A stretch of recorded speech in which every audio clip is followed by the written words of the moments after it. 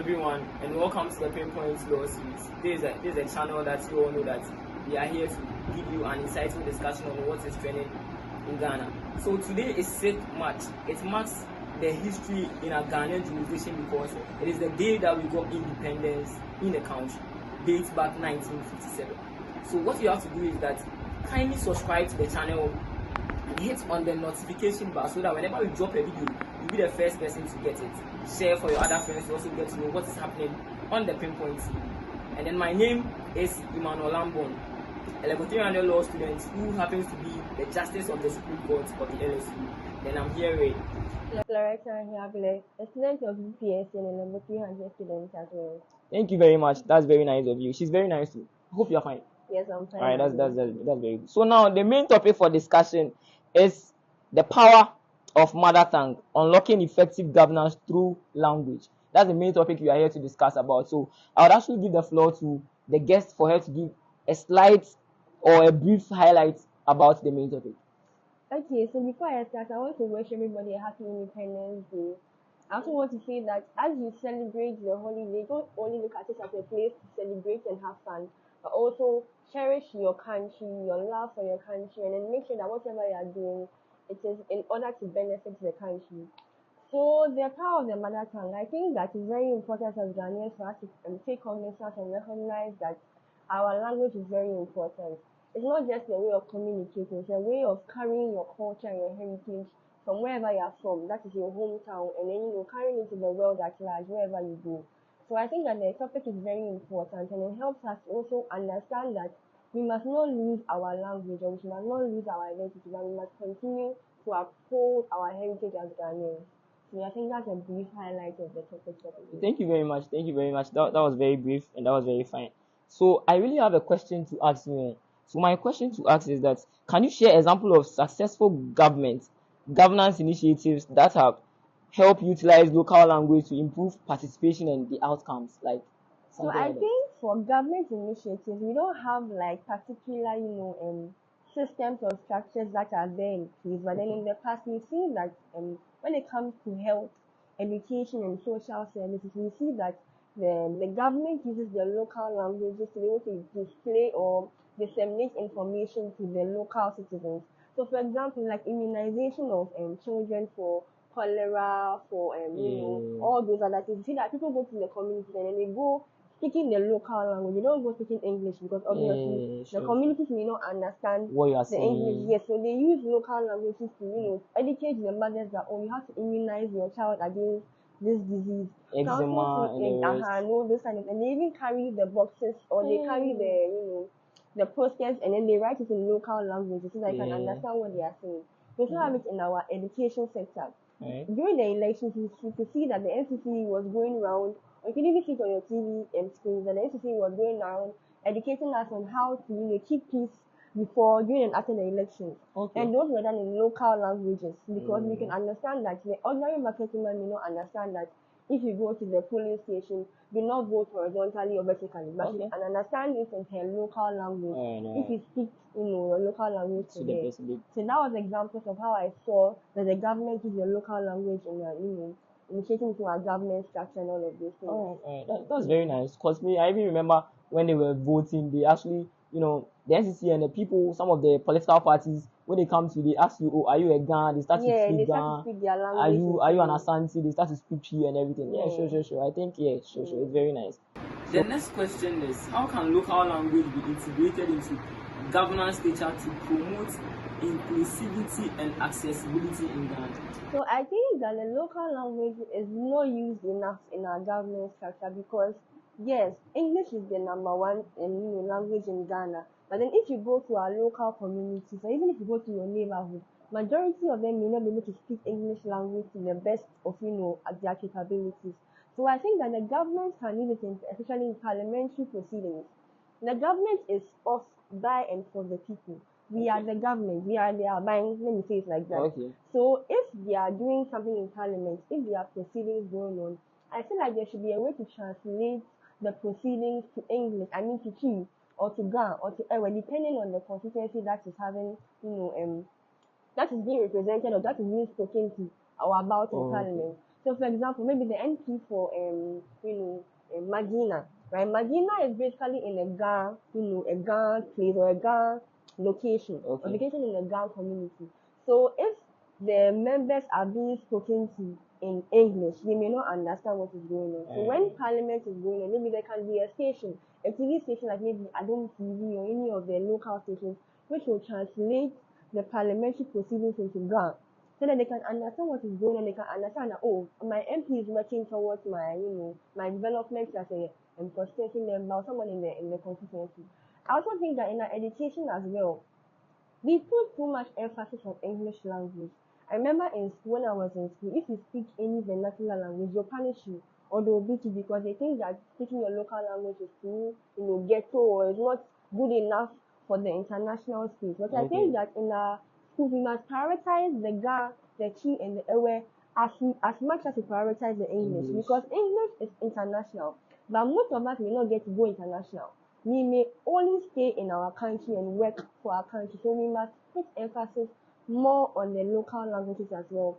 I think that also the main document of our land, our constitution, it should not only be in English, it should be translated into different languages, because many people are breaking the law because they don't know what the law is. And then we see ignorance of the law as an excuse. But I feel like the government has a big role to play. Okay. If there's a law saying that do not litter around, or do not put rubbish here, or do not indulge in open desiccation, it should be translated into tree that don't do this here, so that the person can understand that if I do this here, I'll get sick, I'll get cholera, or it may affect my environment. My environment may become dirty, and then in the end, it will affect me. So I think that our basic government documentations and the things that we do in government must be translated into local languages. And then our schools also should really prioritize the local language as much as we prioritize English as well. Okay, so what you are trying basically. The third question should be that how does the use of local language in governance impact the preservation of cultural heritage and identity?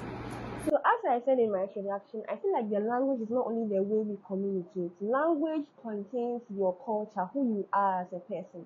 Because if you are speaking Ga or Chi or Ewe with your parents or with your family members, you feel a sense of belonging. I don't know if you realize, if you go to your community that you don't know about, and then you hear them speaking your language, you feel like, oh, I belong here, or like I'm part of this here. So it's a way of showing who you are as a person. So I think that promoting our local language impacts us. It helps us to keep our culture or to preserve our culture. Most of us in this generation do not even know where we come from. We don't know our hometown. We barely go to our hometown. We barely celebrate our festivals because we are not speaking the language. For me, I go. Oh yes, for you, you may be able to go, but some parents don't actually make it an effort to tell their children, oh, you come from here or you go here, and you may not even be able to go there because of school, work, and all of those things. But then with your language, you're able to tell that, oh, okay, for me, my mother is Ga and then my father is Ewe. We don't speak the Ewe, but we speak the Ga in the house. So when we're talking about, when we speak Ga in the house, I remember I asked her about Homowo, our traditional festival. And then she told me what Homowo was in Ga. And she broke it down to me that Homo means hunger. So you are hooting and hunger. So Homowo, like it's like telling the people, or telling hunger that we have conquered you, we have overcome you. And it's a way of preserving my culture and telling me who I am. And it's also a way of also making sure that I don't forget who I am when I go outside or when I go abroad. When you go abroad and you meet your fellow Chin people or your fellow brown people, you realize that you don't speak English. You speak your local language. So that helps you to connect with the person. It means that you are shifting from, okay, I just know you from school or I just know you from church. Since we are shifting it to, oh, you are my brother, you are my sister because you are from my community or you are from my hometown. So speaking your local language really helps to preserve your culture as a person and also helps you to know who you are as a person. Also helps you to connect with other people. Because now we have social media, you have your friends. How many times do you go out and go and make friends? It's very, very few or very, very low and on the low. But when you go to a place and you speak your local language, you meet people from your hometown, you meet people from where you are, or the community that you speak it's the easy language. to connect with people with the your language. Yeah, so that's how local language impacts our culture. Sure. I totally agree with you. I really, really agree with you. Now, so for the past 10 to 15 minutes, all that we've been talking about is that our local languages and our culture should reflect in our day-to-day activities. We should learn to speak the Chi, the Gan, the Ewe, all the languages, the local languages, anywhere and every day we find ourselves, right? Because it really matters. It helps you to connect really, really fast. Yeah, so now let's move straight to our sponsors for today's program. And the sponsors are Mihia Online Deals. They just do in what online shopping. If you want to call them for your laptops, home accessories, everything. See, their location and their number will be passing on the screen. So just pick their numbers and reach out to them. And then there's another person too. If I don't mention her name, she's really helping the whole show and everything. Her own is Fali's Loaded Treats. She also deals in loaded fries sausage, loaded fries with cheese sauce, and special tools are located at Madina.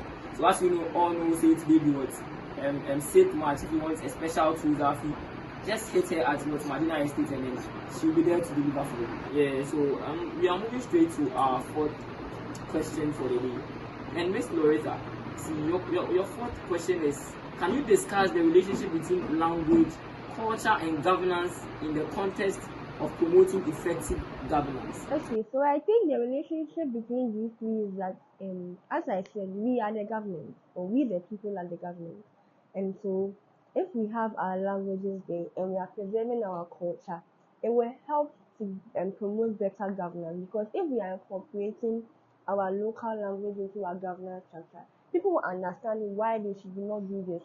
I remember during the COVID-19 time, people didn't understand why we should wear a nose mask, why we are supposed to wash our hands, why we are supposed to be indoors. That is the lockdown. Why we are supposed to keep social distance. And then the police had to keep arresting people for, breaking the social distancing mark. But I feel like if we were able to speak to them in their local languages, for them to understand that, if you sit more than this kilometers or meters close to the person, you can be infected with the virus. Okay. And they should not make it too technical. They should break it down for the ordinary person to understand it.